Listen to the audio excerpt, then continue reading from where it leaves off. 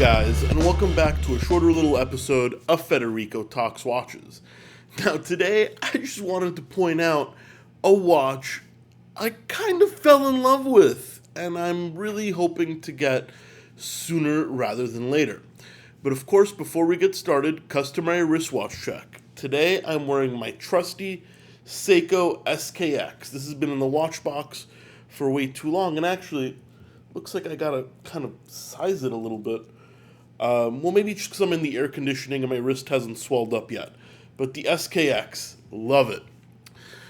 But today, I want to talk about one of my favorite watches under $2,000. And this is $2,000 retail. So not pre-owned, even though it hasn't been on the market too long. I imagine you can pick this up quite a bit under $2,000 down the line. But right now, it's sold out everywhere.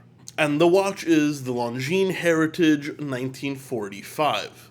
Now, I know I've given Longines a lot of crap lately, more than once, and some people aren't happy about that. But when Jesse from Hoboken Watch, a good friend and watch dealer I know, pointed this watch out and said he bought one for himself, I fell in love with it.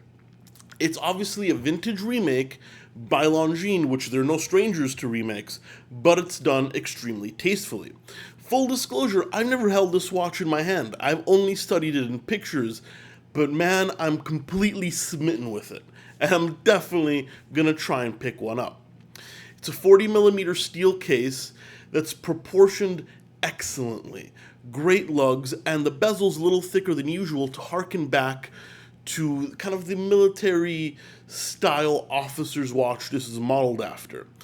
I'm looking at a picture right here. The long hands are very elegant. The numbers that don't go all the way through, but they alternate, that's fantastic. And that copper salmon dial.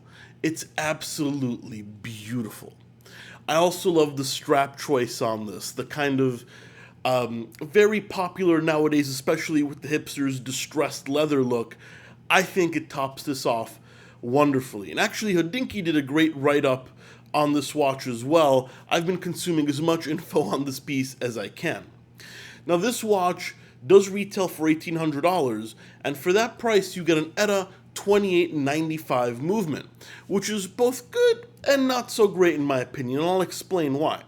Usually, in this price point, you're stuck with the ETA 2824, which is by no means a bad movement, but the 2895, which is part of the 2892 family, is a much more elegant and slimmer movement. So I say Longines, props for that. But honestly, I think, and this is the bad part, that a watch like this, with the sub-second hand and this style and this thinness, should have come with a manual wind caliber. Unfortunately, not that many are readily available in the ETA stable. You've got the Unitas, which is in a lot of Panerais, but that's too big a movement. You've got the Peugeots, but those are a little too fragile, so they went with an automatic variant. But I think if you slapped a manual wind caliber to make this historically accurate, I would have lost my crap and have gone to buy this yesterday. But, I mean, what can I say? It pushes all the buttons for me. What do you guys think of this watch? Am I nuts? Is it just too simple? Let me know. And actually, I wanted to give a shout out to another horological YouTuber, The Time Teller. I just ran across his channel and I'm laughing my ass off. This guy's got a great personality. He makes great videos. I've never actually even spoken to him, but here's a shout out, and particularly the last video he made about watch snobs and the watch community is one of the best out there.